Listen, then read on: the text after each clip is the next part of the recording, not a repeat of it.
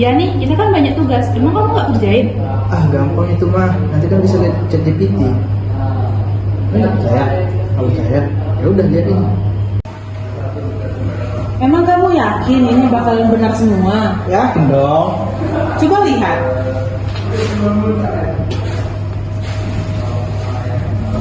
Nah, ini apa? Bahkan emoji pun kamu paste. Iya nih, lihat. Gimana sih? Nah, itu dia Fahrul, kenapa kita tidak boleh menggunakan AI sebagai patokan. Kita hanya boleh menggunakan AI hanya sebagai acuan. Kalau kamu mau menggunakan AI, kamu harus bisa memparafrasenya dulu. Emang parafrase itu apa?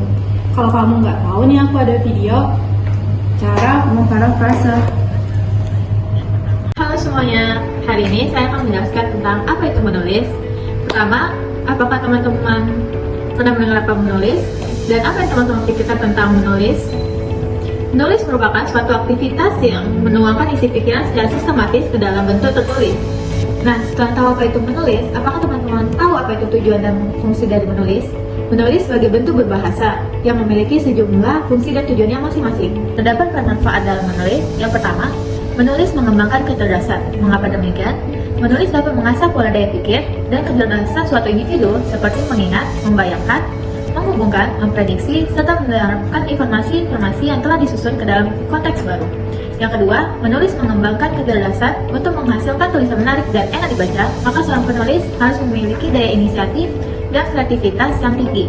Ia harus mencari, menemukan, dan menata sendiri bahan atau informasi yang didapatnya dari berbagai sumber. Yang ketiga, menulis menumbuhkan kepercayaan diri dan keberanian. Menulis memerlukan keberanian, harus berani menampilkan pemikirannya, termasuk perasaan, cara pikir, dan gaya tulis, serta menawarkannya kepada orang lain.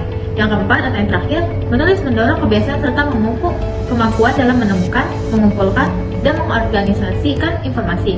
Informasi yang diperoleh tidak sekadar untuk dipahami, tetapi juga dapat diingat dan digunakan kembali bila diperlukan dalam menulis atau mengarang. Sebagai contoh, kita dapat mengambil suatu informasi melalui AI, tetapi tidak dapat menyalinnya secara keseluruhan. Mengapa demikian? Menggunakan AI hanya sebagai bentuk acuan, bukan sebagai patokan dalam kegiatan menulis. Contohnya, kita dapat menggunakan AI dengan teknik parafrase. Apa sih parafrase itu? Parafrase adalah teknik mengungkapkan kembali suatu teks, kalimat, atau ide dengan menggunakan kata-kata dan struktur kalimat yang berbeda tanpa mengubah makna aslinya. Tujuan utamanya adalah menyampaikan ulang informasi secara lebih jelas, sederhana, sesuai dengan gaya bahasa tersebut. Berikut merupakan contoh dari penerapan teknik parafrase. Aku di sini akan menjelaskan contoh teknik memparafrase yang baik dan benar. Di sebelah kiri saya itu sudah ada cerita yang dibuat oleh GPT, dan kemudian di sebelah kanan saya itu sudah ada cerita yang sudah saya parafrasekan menjadi lebih baik. Nah, judulnya itu tantangan dan peluang. Temanya, perkembangan teknologi mengubah cara manusia menulis dari media tradisional ke digital, serta dampaknya terhadap kreativitas dan peluang baru dalam berbagi ide. Pembukanya, menulis telah menjadi bagian penting dalam peradaban manusia, mulai dari pahatan batu, gulungan kertas, pena di atas kertas, lalu seiring berjalannya waktu teknologi berubah, mesin tik, komputer, dan printer mulai berkembang pesat. Yang sudah saya parafrasekan itu, kegiatan menulis telah menjadi bagian penting dalam perjalanan peradaban manusia, mulai dari pahatan batu, gulungan kertas, hingga tulisan di atas kertas. Manusia terus berinovasi dalam menciptakan media menulis. Seiring berjalannya waktu, muncul mesin tik, komputer, dan printer yang mempercepat proses penulisan. Nah, di sini sudah nampak perubahan mana tulisan yang belum diparafrase dan sesudah diparafrase. Lanjut ke bagian isi. Arya mengambil jurusan sastra dan menyukai menulis sejak kecil. Ia memiliki kebiasaan menulis puisi dan bercerita pendek di buku hariannya.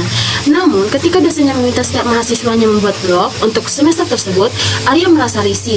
Bagaimana mungkin sebuah karya yang biasanya dirahasiakan kini harus dirilis secara digital? Nah, yang sudah diparafrasekan itu,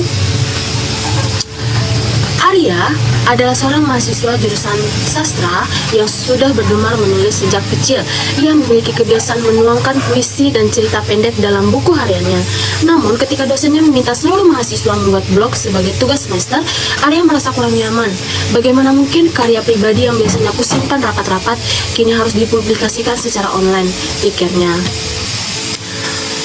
Lalu, menulis di era digital membuka kemungkinan baru bagi Arya. Ia menerima tawaran menulis lepas dari berbagai media online. Menghasilkan uang sebagai penulis lepas memberi Anda kebebasan finansial dan memungkinkan Anda untuk terus bekerja. Dan yang sudah diparafrase, teknologi digital juga membuka banyak peluang baru bagi Arya. Berkat blognya yang semakin populer, ia mulai menerima tawaran pekerjaan menulis dari berbagai media online. Menjadi penulis lepas memberinya kebebasan finansial dan fleksibilitas dalam waktu kerja. Kini Arya bisa terus menulis sembari mengembangkan kemampuannya tanpa terikat oleh kerja yang kaku. Lalu, lanjut ke penutup. Dari kisah Arya, kita dapat gambaran tentang bagaimana menulis di era digital bisa menjadi tantangan sekaligus peluang. Perkembangan teknologi memang mengubah cara kita menulis, tapi tidak menghilangkan esensi dari menulis itu sendiri. Menyampaikan ide, menginspirasi, dan berbagi cerita di era Di era digital, setiap orang memiliki kesempatan untuk menjadi penulis dan membawa dampak bagi dunia. Dan sudah diparafrase, kisah Arya memberikan gambaran nyata tentang bagaimana menulis di era digital bisa menghadirkan tantangan dan peluang yang seimbang. Perkembangan teknologi memang mengubah cara kita menulis, tetapi esensi dari kegiatan menulis tetap sama, menyampaikan ide, menginspirasi, dan berbagi cerita. Melalui platform digital, siapapun dapat menjadi penulis dan memberikan dampak positif bagi orang lain di seluruh dunia. Nah, jadi terlihat perbedaan yang belum diparafrase dan yang sudah diparafrase. Kata tulisannya lebih mudah dipahami dan tidak ada kata-kata yang sulit dimengerti. Jadi sekian dari penjelasan saya. Terima kasih.